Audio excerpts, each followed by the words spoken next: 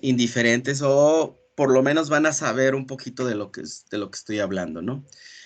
Todo lenguaje de programación tiene tipo de datos para poder trabajar ya sea con operaciones numéricas, aritméticas, trigonométricas. En este caso, el tipo de dato es numérico. Podemos trabajar con tipos de datos booleanos. En el tipo de dato booleano son tipos de datos que manejamos como si fueran bits o bytes o words, etcétera, de n cantidad de bits. La numeración binaria prácticamente. Y todo lo que se puede hacer con la numeración binaria. Tenemos los tipos de datos dentro de los básicos, los strings.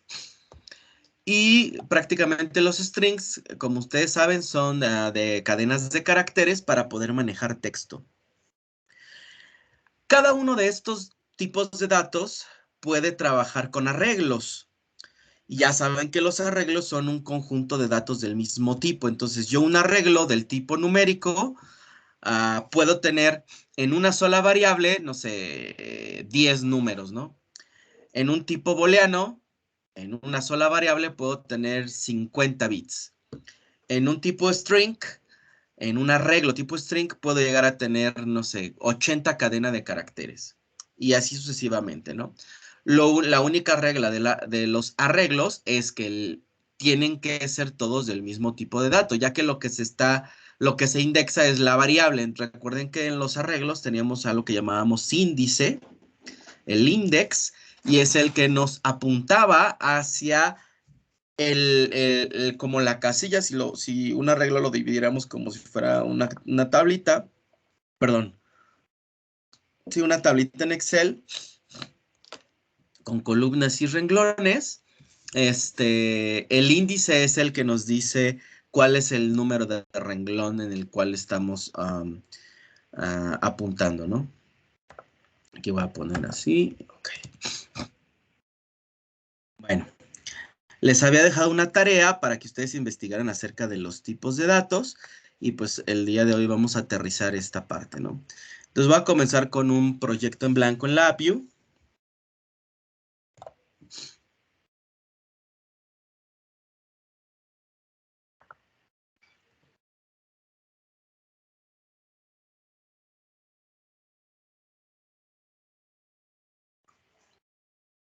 Recuerden que aquí siempre vamos a trabajar a partir de los proyectos, ¿sí?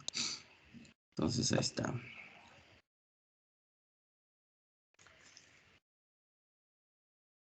Dejen que cargue, ahí está. Lo voy a guardar, voy a crear la carpeta con el nombre del proyecto.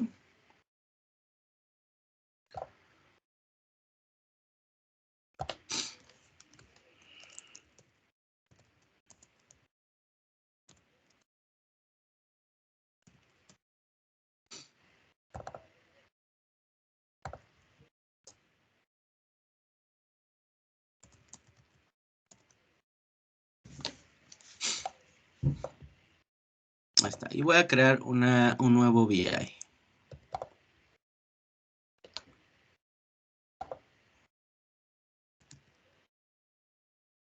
Recordando, cuando yo abro un nuevo VI, me aparecen así las ventanas. Si yo presiono Control y agrego la tecla T, me divide en dos, ¿no? Bueno.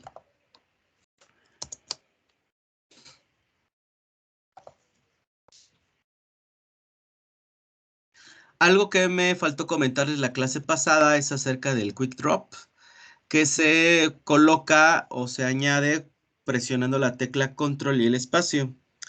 ¿Qué es lo que hace el Quick Drop? Si ustedes ya saben el nombre de una función, lo que hace es buscarla inmediatamente. Cuando son programaciones que son muy repetitivas o que tú ya sabes cómo se llaman las funciones, en lugar de acceder a la paleta de funciones dándole clic derecho, que ojo, la paleta de funciones se puede fijar aquí presionando ay, no sé cómo le llaman a estos, la agujita, pues, y ya se pone aquí y ya no se está quitando cada que le das clic, ¿no? Entonces yo le doy clic derecho y ya agrego la función, pero luego desaparece, ¿no? Entonces, Si tú ya sabes que vas a utilizar un grupo de funciones o muchas funciones dentro de un grupo de funciones, la puedes cliquear aquí para que se quede fijo.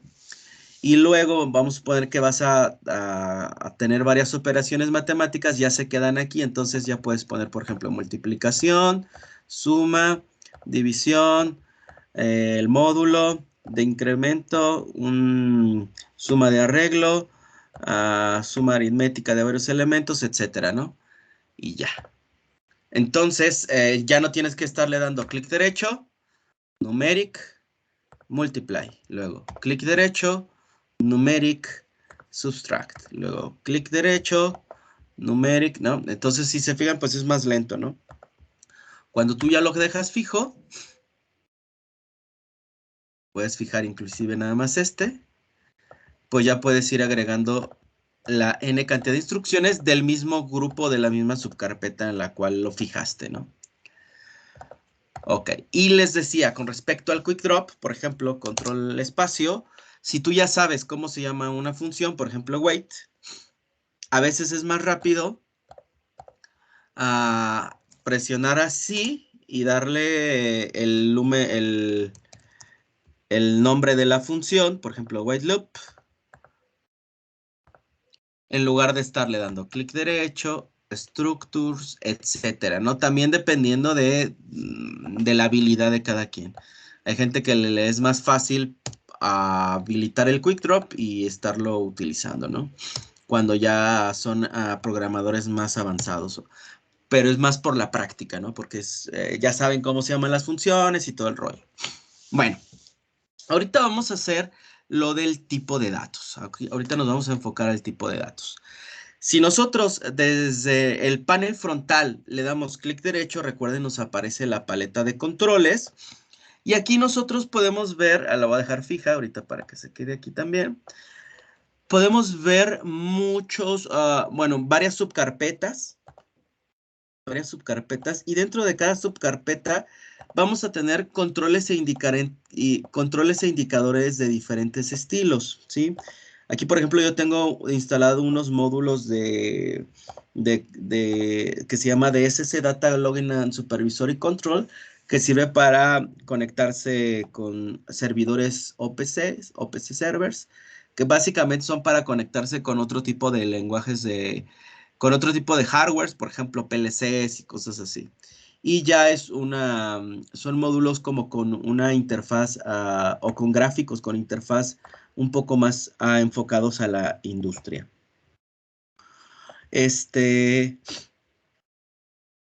LabVIEW tiene un módulo de biomédica. Búsquenlo a ver si lo pueden por ahí conseguir. En la página de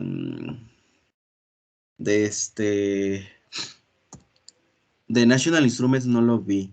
Lo que pueden hacer es abrir el VI Package. VI Package Manager.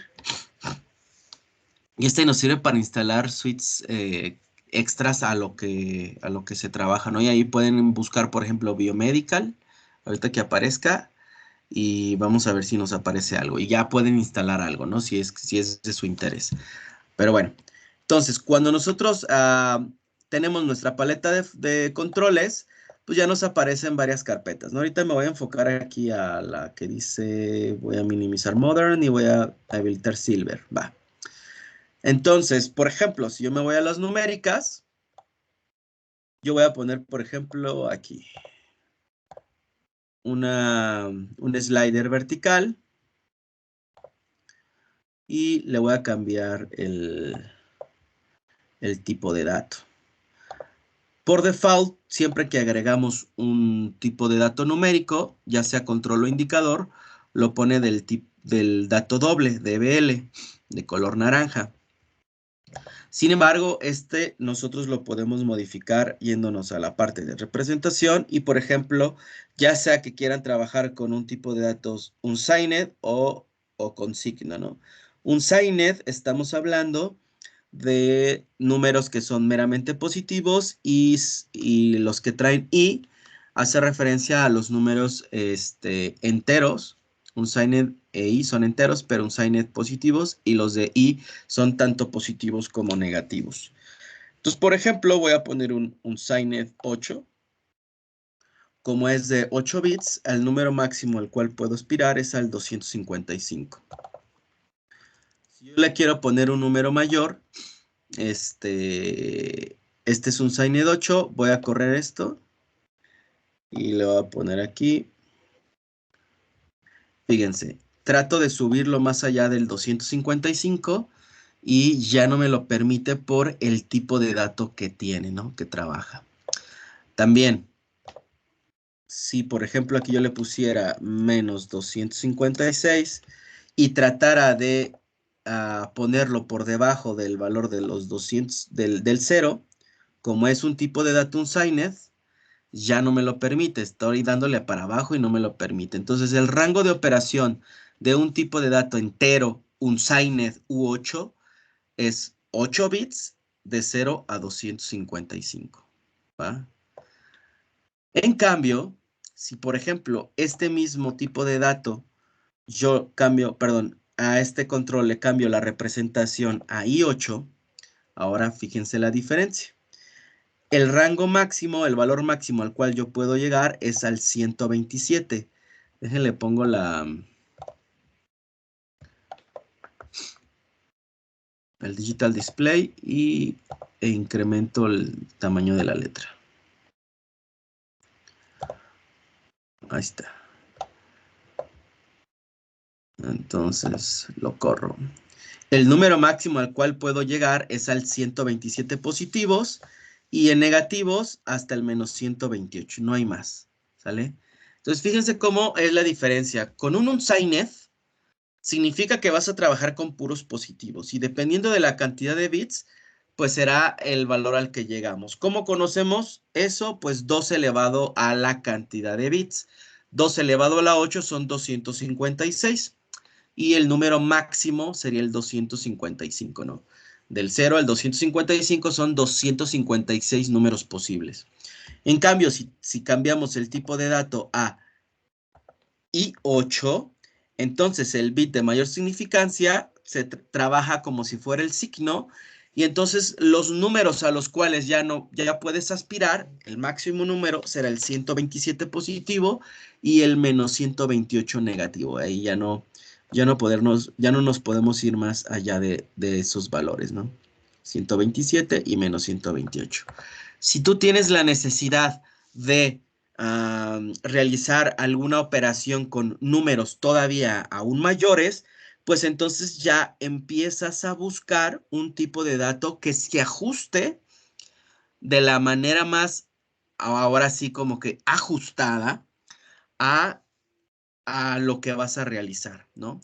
Si tú vas a hacer operaciones aritméticas de 5 por 5, por lo menos para mí, sería como desaprovechar la memoria que tiene tu computadora utilizando puros tipos de datos dobles. Tal vez en programas chiquitos no se note, pero cuando tú vas a trabajar, por ejemplo, con una adquisición de datos en biomédica, se usa un chorro el estar adquiriendo datos y almacenar, no sé, 5,000 datos o almacéname 100,000 datos o almacéname 200,000 datos durante un minuto, ¿sí? Entonces, como son demasiados datos, imagínense si son datos que van de 0 al 200, suponiendo, son datos que van de 0 al 200, pues lo ideal sería utilizar un tipo de dato U8 que tú sabes que te va a abarcar un byte de memoria cada dato. En cambio, si yo utilizo un tipo de dato doble, me va a utilizar 64 bits para almacenar datos que solamente van del 0 al 200. Ahora, multiplica 100,000 datos por 8 bits contra 100,000 datos de 100,000 datos por 64 bits. O sea, la diferencia es muy, muy, muy grande. Por eso es la importancia de los tipos de dato. Fíjense. Suponiendo que yo necesito almacenar 100,000 datos, ¿no? O trabajar con 100,000 datos durante un minuto. A lo mejor estoy leyendo la respuesta del cerebro, ¿no? Y necesitan ser almacenados todo ese conjunto de datos. Si mis sensores y mi interfaz solamente es necesario trabajar con valores de 0 a 200, pues yo estaría utilizando 8 bits. Entonces 8 bits multiplicado por 100,000 datos, estamos hablando de 800,000 bits. 800,000 bits. Contra 100,000 datos multiplicado por 64 bits, estás hablando de 6,400,000 bits, de los cuales la gran mayoría estarían desaprovechados. ¿Por qué? Porque si tus números adquiridos no superan el 200 y aparte no ocupas los puntos decimales, sino que ocupas de 0 a 200, entonces no valdría estar desaprovechando tanta memoria. ¿Para qué le metes un tipo de dato doble si puedes utilizar un U8 y con eso basta y es suficiente? ¿Sí me explico con esto de la importancia del tipo de dato? Sí. Este tipo de cosas es bien importante y les voy a platicar un ejemplo claro. Tengo un amigo que se dedica al desarrollo, trabaja en el CIO. Y en una ocasión, él apenas estaba aprendiendo Labview y en sí programación, es muy bueno electrónico, pero como que le fallaba un poquito en la programación. Y un día me habla bien desesperado, oye, ¿sabes qué? Se me está botando el programa. Tengo que almacenar, él tenía que almacenar como 1,000,000 de datos. Y justo era la reacción del cerebro, o sea, conectaban sensores en el cráneo, pues, y tenía que almacenar N cantidad de datos, ¿no? 1,000,000 en este caso. Varios, o sea, no 1,000,000 de un solo sensor, sino entre todos los sensores era 1,000,000 de datos, ¿no? Entonces, tienen unas tarjetas de adquisición de datos. En el caso de él, bastaba con que utilizara un tipo de dato U16, ¿sí? Porque su tarjeta de adquisición de datos era, me parece, de 16 o de 14 bits, algo por el estilo. Entonces, su rango de operación era valores de 0 a 65,535. Pero pues a él se le ocurrió utilizar tipos de dato doble. Y entonces cuando ya iba como a la mitad del almacenamiento de datos, ¡pum! La computadora se le reiniciaba. Y otra vez. Y así se la pasaba, se le reiniciaba y se le reiniciaba. ¿Qué es lo que estaba sucediendo? Que la memoria RAM de su computadora, o la computadora con la cual estaba operando, llegaba hasta su límite. A pesar, sí, de que eran 8 gigas o 4 gigas o algo así, que son mucha cantidad de datos que pueden ser, todavía comparten los gigabytes con el sistema operativo, el mismo lenguaje LabVIEW, el mismo software ocupa memoria RAM para poder utilizarse y uno que otro programa que tenía que tener abierto para estar monitoreando los sensores y no sé qué, ¿no? Entonces me habla bien desesperado, oye, ¿sabes qué? No sé qué. Y ahí voy yo al CIO a ayudarle. Y lo primero que le pregunté, a ver, ¿cuántos datos son? No, pues que 1,000,000 va.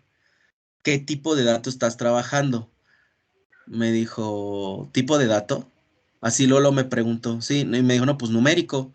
Sí, pero ¿de qué capacidad? O sea, un U8, 16, doble, etcétera. Y me dice, no, pues del naranjita. Ah, pues el naranjita es un tipo de dato doble. Y el doble, pues te va a ocupar 64 bits. En el caso de él, imagínense 1,000,000 de datos por 64, estamos hablando de 64 millones de bits. Ah, le dije, bueno, cámbiale el tipo de dato. Ya le pregunté, ¿cuáles son tus rangos en los sensores? No, pues el ADC, la tarjeta de adquisición de datos, el ADC es de 16 o de 14 bits, eso sí no recuerdo. Y le dije, ok, ¿ocupas positivos y negativos o solamente positivos? No, solamente positivos, ok. Métele un U16 en tu tipo de dato. Y entonces el morro hace esto, le digo, vete a representación métele U16. Va. Con esto vas a llegar hasta el 65,535, ¿no? De hecho, si le pongo, por ejemplo, aquí 100,000 y trato de poner esto para acá, no me deja más allá del 65,535. Y entonces, habiendo hecho la modificación, le calculé, dije, mira, a ver, vas a tener 1,000,000 de datos, multiplícalo por 16 bits, y entonces vas a ocupar 16 millones de bits. Si quieres saber cuántos bytes, pues divídelo entre 8. Ah, pues van a ser, ay Dios, entre 8, entre 8. Vas a ocupar 2 megabytes, 2 millones de megabytes, es decir, 2 gigabytes de tu memoria, más o menos aproximadamente. Vas a ocupar 2 gigabytes.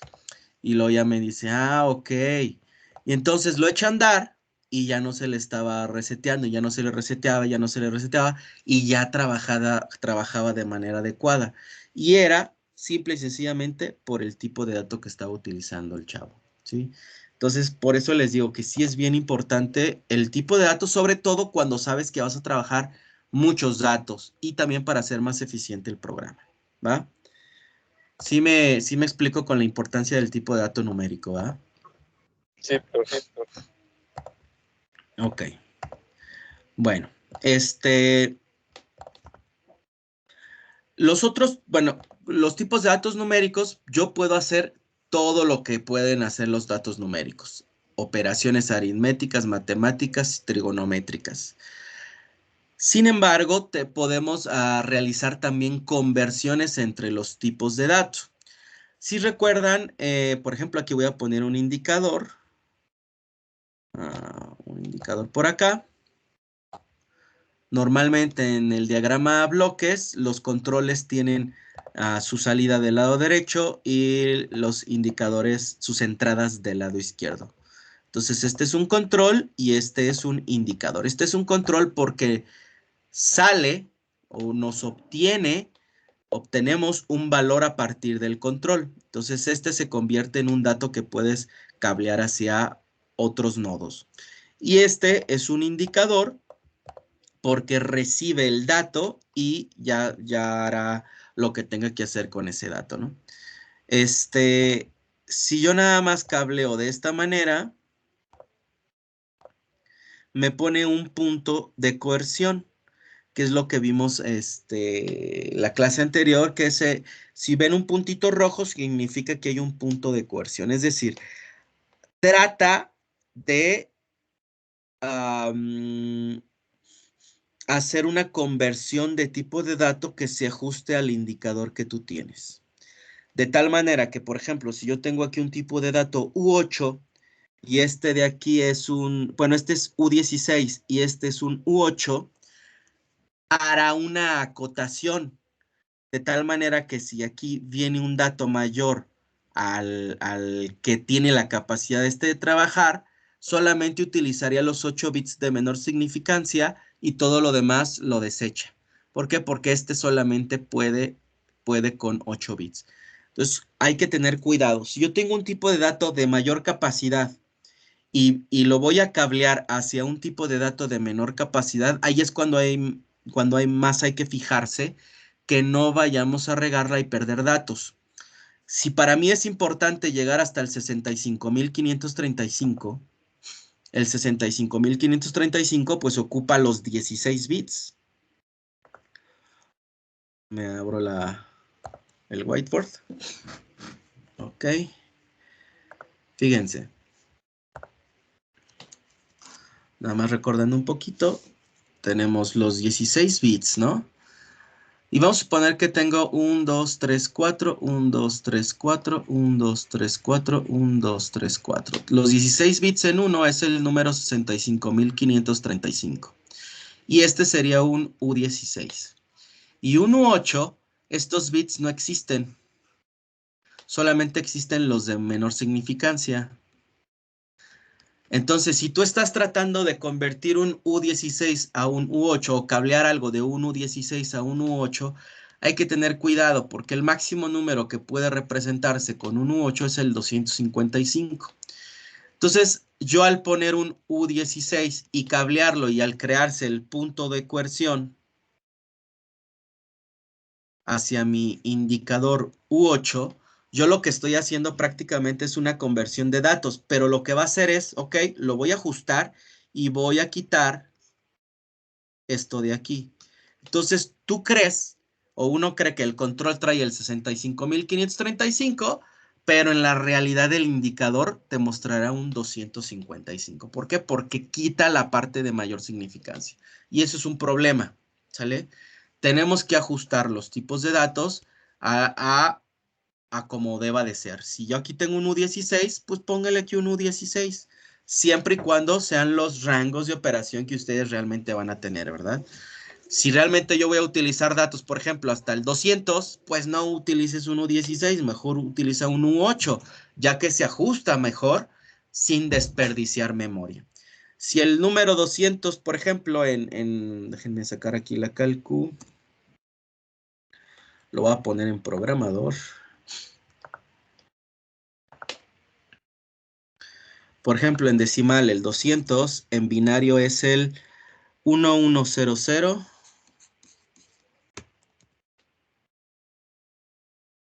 1000. Ok. Este es el número 200. Y este es el número máximo al cual vas a operar tú. No le pongas un U16, ponle un U8. U8 sería lo correcto. Si tú le pones un U16, estás hablando de que vas a estar teniendo esto. Y volvemos con el desperdicio de bits. Prácticamente los 8 bits de mayor significancia los estás desperdiciando porque nunca los vas a utilizar. Solamente estarías utilizando los 8 bits de menor significancia. Por eso es lo importante es ajustarse lo mejor posible al tipo de dato que tú vas a trabajar, ¿va? Eso es bien importante. Ahora, ¿qué pasa al revés? Si yo tengo un U8 y cambio a un U16, también se crea el punto de coerción. También se crea porque los tipos de datos son diferentes. Nada más que ahora la diferencia es la siguiente, ok. Yo el número de control, el número que voy a controlar aquí es de 0 a 200 y este tiene la capacidad del 0 hasta el 65.535. No tienes problema en pérdida de datos, pero sigues teniendo el problema en el desperdicio de la cantidad de bits, ¿sale? No pasa lo de la pérdida de datos si haces una conversión de un U16 a un U8, es decir, de un tipo de dato de mayor escala a menor escala, ya no sucede la pérdida de datos, pero sí pierdes, sí pierdes en memoria, ¿no? En eficiencia, ya que de cualquier manera, al convertir U8, si tus rangos no superarán el 200 y utilizas uno 16, estarás prácticamente desaprovechando la parte alta del U16, es decir, los 8 bits de mayor significancia no los utilizas. Entonces, ¿para qué los usas? ¿Para qué lo pones como U16? Entonces, siempre, si ustedes van a utilizar un tipo de dato, traten de que todo su código maneje el mismo tipo de dato cuando estás haciendo las operaciones, ¿no? ¿Qué sucede si nosotros estamos haciendo divisiones? Por ejemplo, yo tengo un tipo de dato doble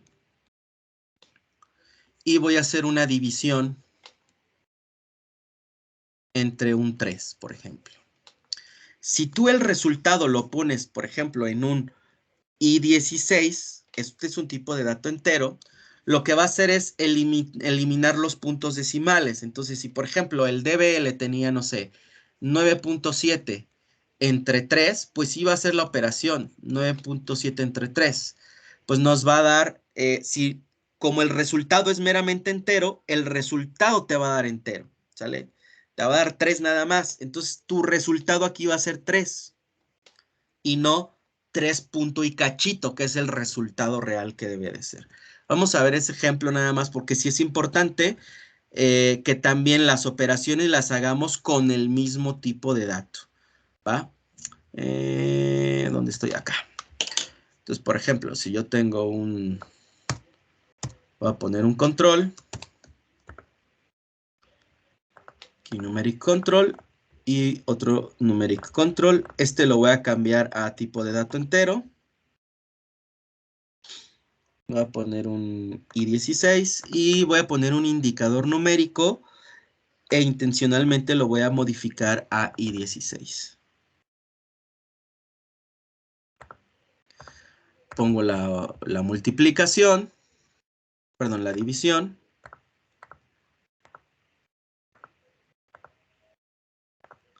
Fíjense cómo aquí, no sé si se alcance a notar, pero en la división entre un tipo de dato doble a un tipo de dato i16 me pone una conversión de tipo de dato. Y fíjense cómo aquí me vuelve el resultado me lo pone en tipo de dato doble, pero al poner el puntito hace es un punto de coerción, hace una conversión.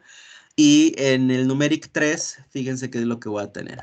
Entonces aquí me va a poner, por ejemplo, el número 10 y lo divido entre 3. 10 entre 3, pues no es, o sea, si le quitamos los puntos decimales, pues sí es 3, ¿verdad?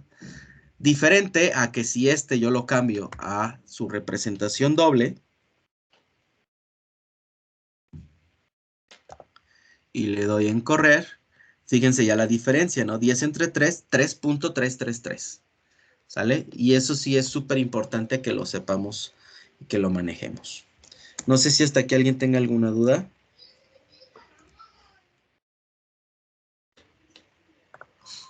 ¿Podrías repetir eso de los puntos decimales? Sí, lo que pasa es que cuando tú estás haciendo una operación aritmética o cualquier tipo de operación y sabes que el resultado debe estar en puntos decimales, sí, fíjate aquí, simplemente yo al tener mi indicador en tipo de dato doble, es más, voy a repetir así.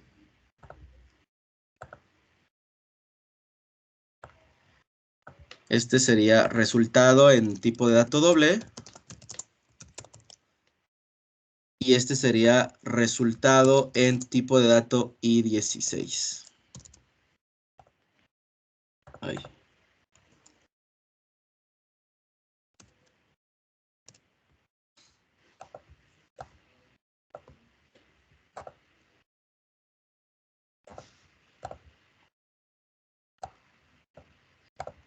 Voy a cambiar el tipo de dato aquí en en lugar de ponerlo doble, lo voy a poner como i16. ¿Qué es lo que sucede con los puntos decimales? Me los acota, me los va a quitar. ¿Por qué? Porque este indicador tiene un tipo de dato i16. Pero si yo sé que la operación o el resultado va a tener o va a incluir puntos decimales, si te interesa mantener los puntos decimales, pues lo mejor sería que tu indicador estuviera en un tipo de dato doble para que puedas trabajar con los puntos decimales. Si no te interesa o de plano los resultados van a ser meramente enteros, pues entonces ahora sí, pues será pues como de la probabilidad de que te interese realmente el punto decimal o no. Si no te interesa, le puedes poner simple y sencillamente un indicador de un tipo de dato entero para que los puntos decimales los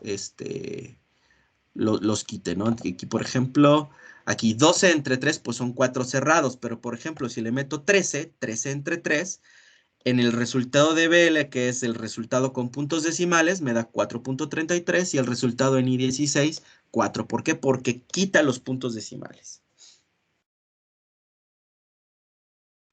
Si yo aquí tuviera, por ejemplo, 50 y quiero dividirlo entre 100, fíjense la diferencia.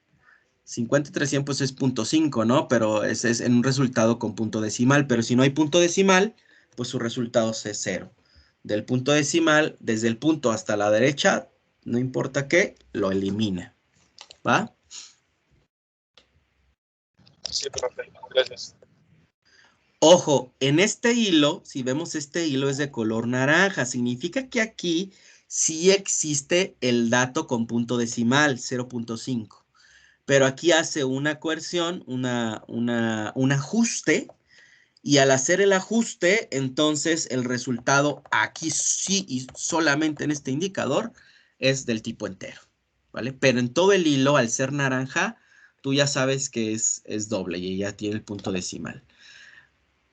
Para poder saber si es I16 u 8, etcétera, pues no hay más que cada iconito en el block diagram tiene su representación en chiquito. A lo mejor no lo alcanzan a ver ustedes desde ahí, pero si lo hacen desde su computadora, o sea, a lo mejor no lo alcanzan a ver porque está muy pequeñito, pero si lo hacen desde su computadora, tal vez sí lo alcancen a ver, ¿no? Yo tengo muy mala vista, pero sí alcanzo a ver aquí un DBL, pero en mi computadora. Aquí veo I16 DBL, ¿va? Sí, Ahora, profe. nosotros también tenemos los tipos de datos booleanos. Estos tipos de datos booleanos se representan de color verde, así, de color verde, ¿va? Son importantes porque nos pueden trabajar todo lo que es el sistema binario y prácticamente controles e indicadores booleanos nos sirven, por ejemplo, tengo un botón que cuando yo lo presione, quiero que empiece una secuencia. Entonces, el botón, pues es prácticamente un true false, un 1 o 0 lógico. ¿Cumples o no cumples? ¿Se cumple? Sí. Entonces se ejecuta lo que necesites. No se cumple, se me arroja un 0 lógico y entonces haz otra cosa. De hecho, por ejemplo, voy a poner esta operación aritmética dentro de un case, structure.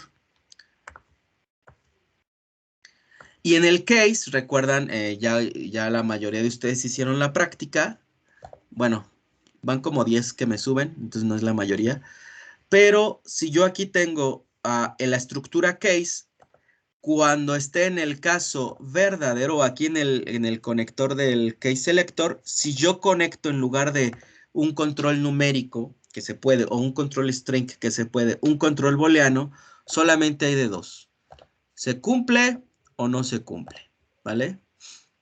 ¿Se cumple o no se cumple? Entonces fíjense cómo voy a correr este y aquí, a pesar de que en el control yo estoy haciendo las modificaciones, mis resultados no actualizan su valor. Voy a poner el highlight execution. El highlight execution, recuerden, va ejecutando como en cámara lenta. Aquí alcanzo a ver que este me está devolviendo un false, una F. Y como está devolviendo un false, en el case structure se brinca al caso falso. Pero ¿qué tengo ahorita en el caso falso? Nada, está vacío. Por tanto, no ejecuta instrucciones. Ahora, voy a presionar mi botón y cuando lo presiono, ya me manda un true y en este caso, en el case structure, ¿qué tengo de instrucciones dentro del true? Pues hacer la división, ¿vale? Por eso es que cuando estoy presionando el botón, sí se actualizan los valores cuando hago la operación.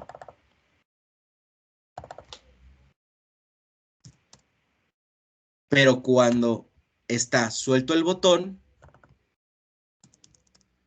no se actualizan. ¿Por qué? Porque por como lo acomodé, las instrucciones dentro de un case structure, se cumple o no se cumple, ¿va?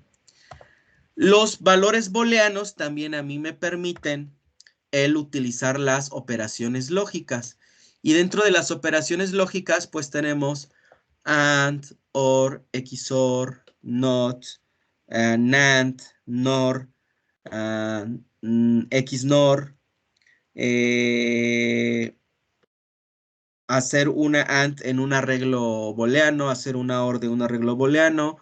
Compound Arithmetic nos permite, por ejemplo, si yo pongo esta instrucción, hacer una operación aritmética de más de dos números u operación lógica.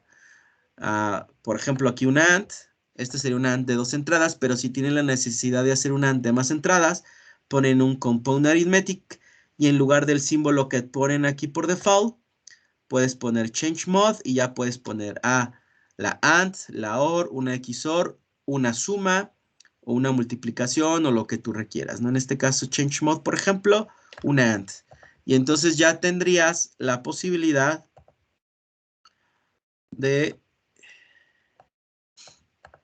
hacer un AND de más de dos entradas, ¿no? Ahí ya. Y ya tendrías tu resultado. Suponiendo que yo tengo, por ejemplo, un numérico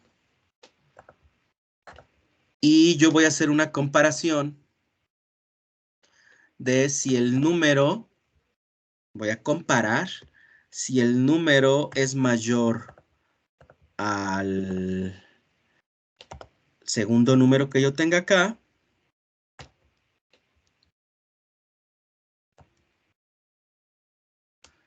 Ahí está. Entonces estos los voy a poner un poquito de más grandes. Ahí está. Entonces fíjense, yo quiero que haga la operación si y solo si tengo pulsado el botón o está el modo on, el switch, y el número, este número es mayor que el Y. Numeric 3 es mayor que Y. Sí y solo sí. Como es sí y solo sí, pues es una compuerta AND, ¿no? Entonces le voy a poner la compuerta AND por aquí. Y yo ya puedo decirle, ok, ¿está presionado el botón? Sí. Se cumple la condición de que, o la comparación de que el numeric 3 es mayor que Y, sí. Cuando ambos me devuelven uno lógico, el resultado de la AND es uno lógico, por tanto en el case structure se ejecutará el true. Si cualquiera de estos dos no cumple, pues me mandará al falso. Entonces si yo ejecuto, voy a ponerlo en highlight execution. Ahorita no va a cumplir porque en primera este me devuelve un false y la segunda entrada del AND, que es la comparación, también me devuelve un false. No se cumple, ¿verdad? Ahora voy a ponerle, por ejemplo, a Y le voy a poner el número 10 y al numeric 3 le voy a poner el 11. Entonces, 11 es mayor que 3, sí. Entonces este ya me está mandando el true, el 1 lógico. Todavía no hace la operación porque este booleano está en falso. Entonces yo necesitaría presionarlo. Y al presionarlo, ambas condiciones me mandan el true. Y entonces ya hace la operación. ¿Va? Si deja de cumplirse la condición, por ejemplo el 9 no cumple que es mayor que el 10. Entonces, a pesar de que el boolean sí está en true, como no se está cumpliendo esta segunda condición, 1 and 0, 0. Y entonces no ejecuta. ¿Va? Con los tipos de datos booleanos, entonces, Sí. podemos hacer todas las operaciones lógicas, que son las compuertas, ¿vale? Y el resultado de todas las comparaciones me va a devolver se cumple o no se cumple, true, false o 1 o 0, ¿va? No sé si alguien tenga alguna duda hasta aquí.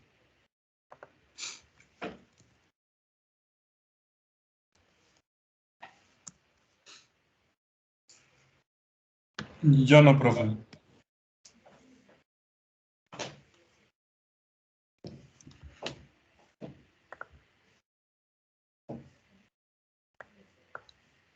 No, profe. Ok, va.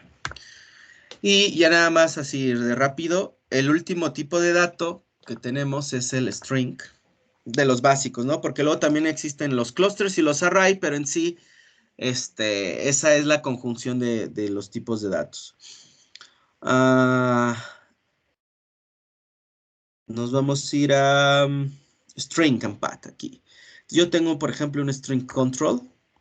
Fíjense cómo el tipo de dato string, ustedes visualmente ya empiezan a notar diferencias. Los numéricos son naranjas o azules, ¿no? Dependiendo del tipo de dato que tengamos aquí, de la representación numérica. O naranjas o azules. Los booleanos son de color verde y los strings son rosaditos. Este me va a servir para poder trabajar con texto. ¿Sí? Para poder trabajar con texto. Y al poder trabajar con texto, pues hay muchísimas aplicaciones para poder trabajar con los textos. De hecho, nosotros vamos a utilizar mucho texto, ya que a la hora de que hacemos la comunicación de nuestra tarjeta de adquisición, que en este caso va a ser Arduino, con la computadora, todos los caracteres se mandan por código ASCII, ¿sale? Y pues todas son cadenas de caracteres.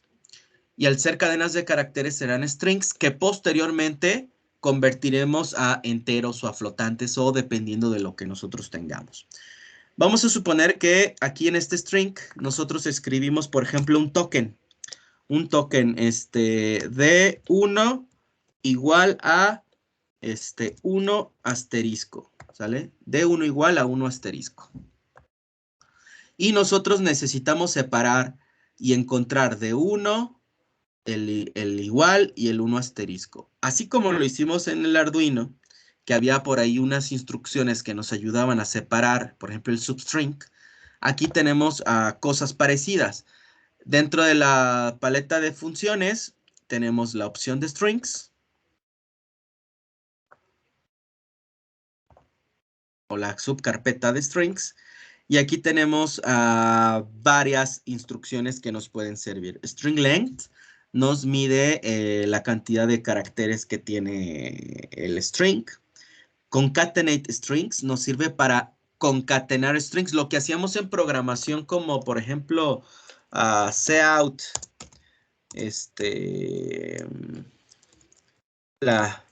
y podíamos concatenar con el símbolo más como estas. La concatenación aquí, en lugar de hacerla con el signo más, en el tipo de dato string, la hacemos con la función específica que sería esta, ¿no? Concatenate strings aquí. Si tienes la necesidad de concatenar más caracteres o más cadenas, pues ya le vas aumentando aquí la cantidad de entradas que tienes para concatenar, ¿no? String subset, match and regular expression, match pattern, buscar y reemplazar un string, reemplazar un substring, buscar por un string, etcétera, ¿no? Aquí tenemos entonces diferentes tipos de instrucciones que nos pueden llegar a servir.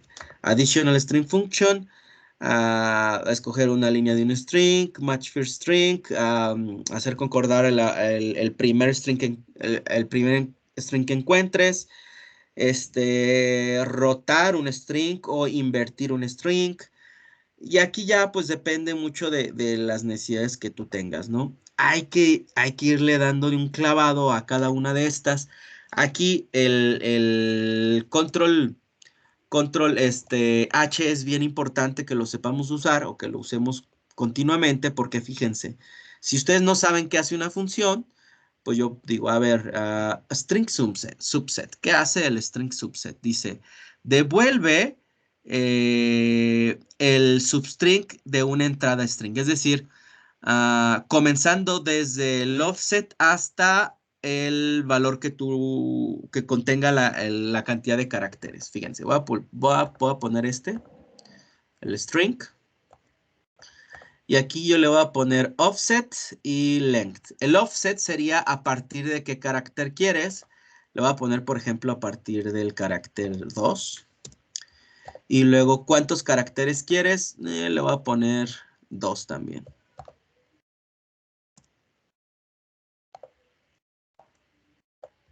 Y aquí le voy a poner un indicador.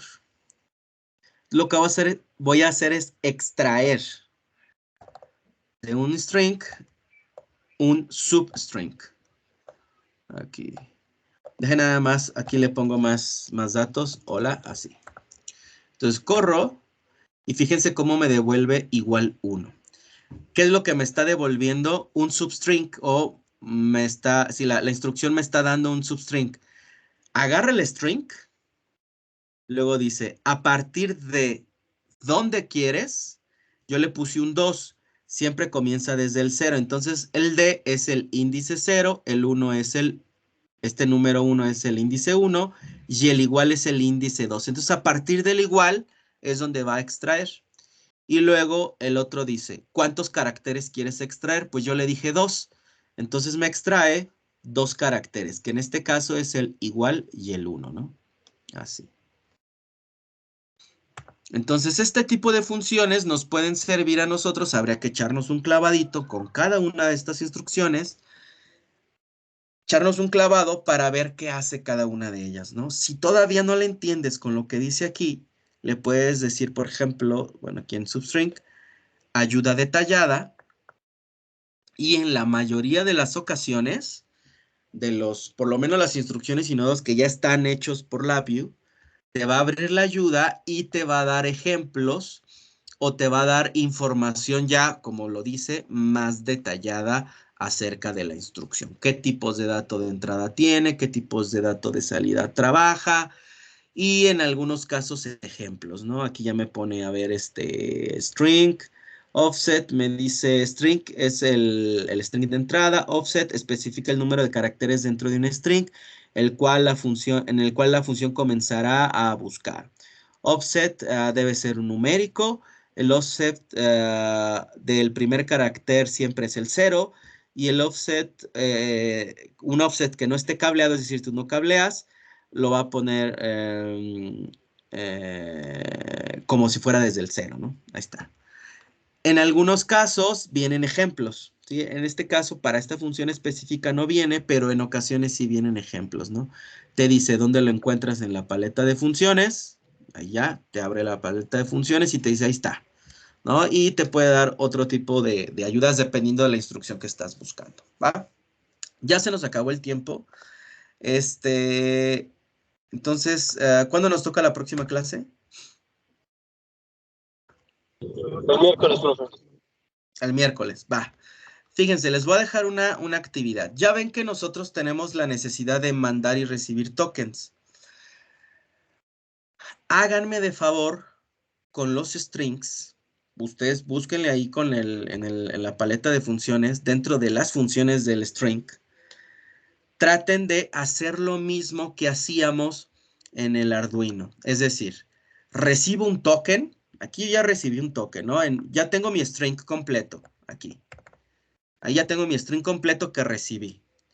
Y tengo un token. Entonces, lo que tenemos que hacer es separarlo por partes. Y entonces tenemos que separar el token,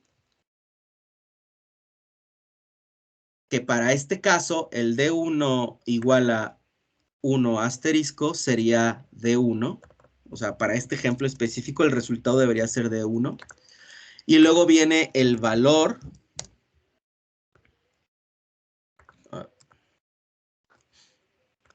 Aquí, valor. Y el valor tendría que ser 1, ¿no? Que es lo que está después del igual y antes del asterisco. Entonces, traten de hacer esa misma función de tal manera que yo tenga por separado el token y por separado el valor. Eso es lo que deberíamos de estar teniendo y estos tendrían que ser indicadores. Aquí. ¿Qué funciones le tendrían que poner aquí adentro o dentro de la programación para que de un string tú saques varios substring? Uno sería el token y otro sería el valor. ¿Sale? Sí, profe. Sale. Entonces sería, ¿Esa esta tarea la sería va a la... dejar para el Teams también, para subirle el video? ¿Mandé? ¿Perdón? Que si esa tarea la va a poner para subir el video a Sí. YouTube, profe. Sí, les voy a subir la actividad para que me pongan el link. ¿Esa cuándo se entrega, profe? El miércoles, el mismo miércoles. Tienen 2 días. Bueno, hoy y mañana para hacerlo. ¿Vale? Gracias, profe. Órale. ¿Alguien tiene Gracias. alguna duda? Si no, pues ya para irnos.